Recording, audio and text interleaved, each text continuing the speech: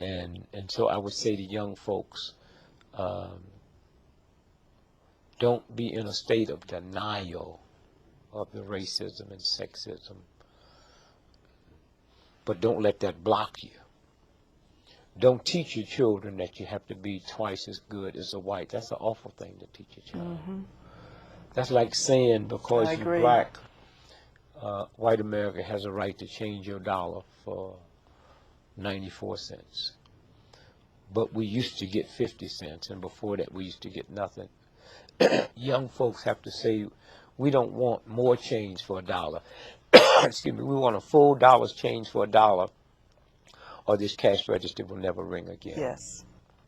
I would also like for young blacks to understand that about 83% of all employment happen with small businesses.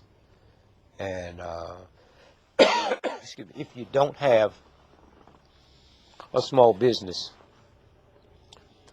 then you have nobody to work for you. And I would say to young blacks, get into entrepreneurship.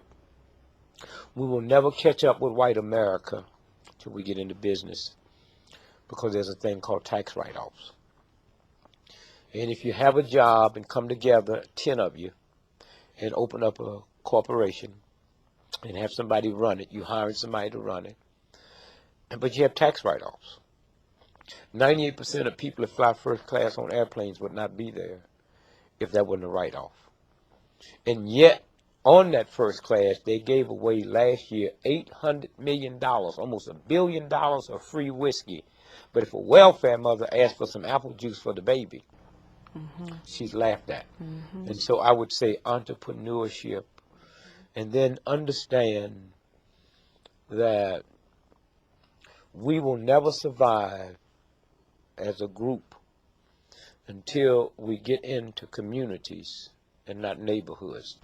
A community is, I control the police, the banks, the schools, the firefighters, and I control the flow of the money.